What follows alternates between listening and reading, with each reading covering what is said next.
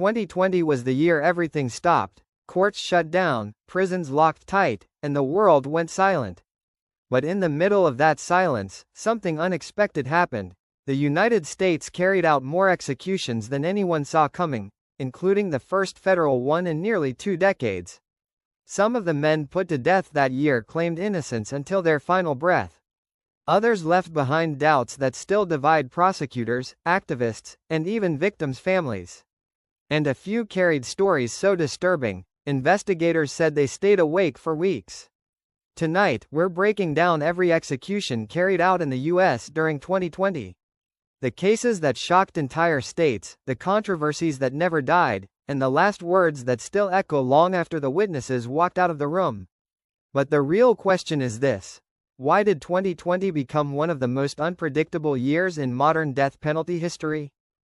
For nearly 20 years, the federal death chamber sat untouched.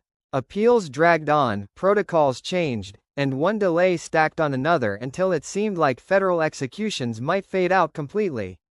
But in July 2020, without warning, everything shifted. Before dawn in Terre Haute, Indiana, officials announced that the federal government was restarting executions, something that hadn't happened since 2003. The first man brought forward was Daniel Lewis Lee, a name that had already sparked national arguments long before the gurney was rolled out. Lee insisted until the very end that he'd been framed. Supporters repeated the same thing: the evidence was tangled, the case was messy, and the wrong man might be paying the ultimate price. Even members of the victim's own family begged the government to stop, saying the execution wouldn't bring justice, only more questions. But none of it mattered. Within minutes, the drugs were flowing, and the nearly 2-decade freeze was officially over. And as soon as Lee's execution ended, people realized something even bigger. This wasn't a one-time event. This was the start of a wave. But the next case would be different, because this time, the story wasn't about disputed evidence.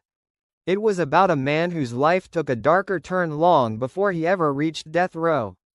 While the debate over Daniel Lee focused on evidence and unanswered questions, the next case was unsettling for a different reason. This wasn't a man claiming innocence or blaming the system. This was someone whose life had been unraveling since the moment he could stand on his own. Nicholas Sutton entered the system young, too young for anyone to understand how unstable he actually was.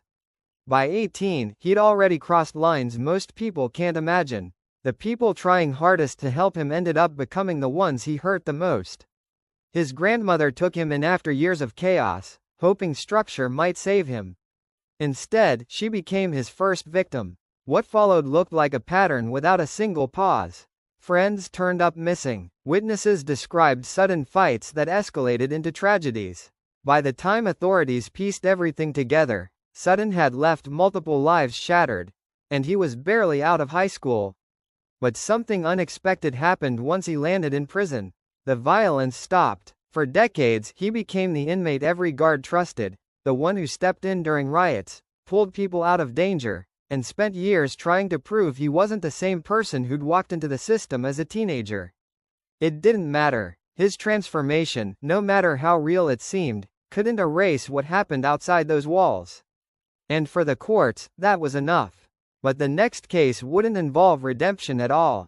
It would involve a crime so sudden and chaotic, investigators said the scene looked like pure panic exploding in every direction. Some cases build over years. Others explode in a single moment, no planning, no warning, just a split-second collapse that destroys everyone in its path. That's what investigators walked into with Abel Ochoa. He hadn't touched drugs for days. Withdrawal hit him hard, twisting his judgment and pushing every desperate thought to the surface. He begged his wife for money. She drove him out to get what he wanted, hoping it would calm him down, maybe hold off another argument. But the moment the drugs hit his system, something snapped. He walked into the house, reached for a pistol, and turned it on the people who trusted him most. Within minutes, the home that had always been loud and full of life fell completely silent. Detectives said the scene didn't look calculated at all. It looked frantic, as if the violence erupted faster than anyone in that house could understand what was happening. When officers finally caught up with him later that day, he barely tried to hide. He confessed immediately, saying he knew his family wouldn't give him more money, and in his mind, that was enough reason to end everything. The jury didn't hesitate, and years later, when Ochoa finally faced the gurney, he apologized to the family he destroyed, people who somehow found the strength to forgive him. But the next case wouldn't allow forgiveness so easily. In fact, it sparked a nationwide argument that still hasn't settled, because the man at the center of it never fired a weapon at all. Most people on death row are there because they pulled the trigger, planned the attack, or carried out the violence themselves. But in 2020, one of the most controversial executions involved a man who didn't fire a single shot. Nathaniel Woods was inside a cramped Birmingham apartment when 4 police officers came to serve a warrant. What happened next took less than a minute, fast, chaotic, and still debated to this day. Woods ran, officers followed, pepper spray filled the room, and in the confusion, another man inside, Kerry Spencer, opened fire. When the smoke cleared, 3 officers were gone. One survived long enough to describe the scene, but not enough to answer the biggest question. Did Woods lure them into a trap, or did he just run at the wrong moment? Prosecutors insisted it was an ambush, that Woods had helped set up the confrontation. Spencer said the opposite. He claimed Woods had no idea he was going to shoot, repeating it over and over, even taking full responsibility in letters and interviews. Then came the public reaction. Civil rights leaders, celebrities, and activists pushed for a halt. Even the sister of one of the fallen officers asked the governor to spare Woods, saying the case didn't feel clear enough for an execution. But the appeal was denied, and in March 2020, Nathaniel Woods was put to death while the country watched, divided down the middle. If that case left people arguing about motive, the next one raised a different kind of doubt, not about intention, but about whether the tiny pieces of evidence used in court were ever enough to begin with. Some executions in 2020 were tied to overwhelming evidence, multiple witnesses, confessions, long histories. But then there was Walter Barton, a man whose entire case rested on details so small investigators couldn't agree on what they actually proved. The crime itself was brutal. An elderly woman found in her home, an attack that looked frenzied and personal. But no one had seen who did it. There were no fingerprints, no weapon, and no clear motive. What prosecutors did have were 5 tiny blood spots on Barton's shirt. That was the cornerstone of everything. 5 flecks that experts argued about for nearly 3 decades. Some analysts said they proved he was inches from the victim when she fell. Others insisted the pattern didn't match the prosecution's theory at all. And then there was the jailhouse informant, someone who claimed Barton had confessed behind bars. But his story changed over time, raising new questions and giving the defense more ground to stand on. Still, appeal after appeal failed. Judges acknowledged inconsistencies, but none were enough to overturn the sentence. By the time Barton faced the execution chamber in 2020, his case had become a symbol of how thin the line between certainty and doubt can really be. If Barton's story was defined by disputed evidence, the next case was driven by something far more raw: obsession, jealousy, and grudges that turned deadly long before the courts ever got involved. Some crimes are fueled by impulse, others by fear, but a few come from something slower, heavier, an obsession that builds quietly until it finally explodes. That's what happened in the case of Donnie Lance, a man whose life had been tangled with his ex-wife's for years. To neighbors, their breakup looked like a normal separation, but to Donnie, it was a wound he couldn't let heal. He watched her closely, showed up uninvited, and let jealousy turn every rumor into a threat. When she tried to move on with someone new, something inside him cracked. Late one night, he forced his way into her home, and by the time help arrived, both she and her boyfriend were gone.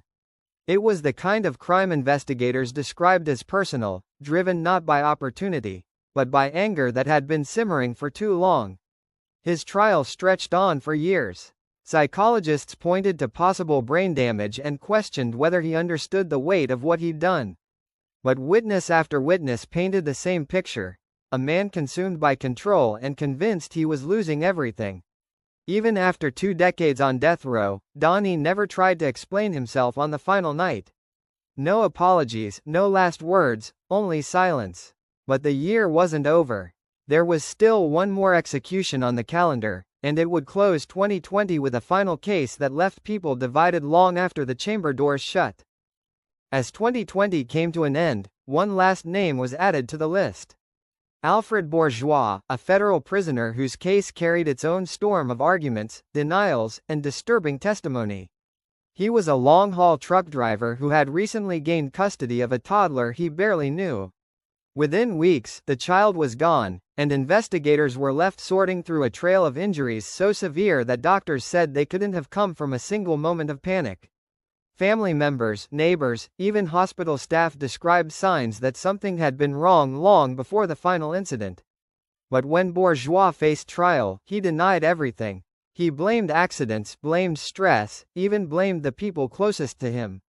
Jurors didn't believe him. They heard stories that painted a picture of long-term cruelty. One witness said he laughed about behind bars. Years later, as he stood in the federal death chamber, nothing changed. No apology, no acknowledgement. Just a final claim that he'd been framed, and that everyone who testified against him had lied. Minutes after the drugs began to flow, the last execution of 2020 was complete.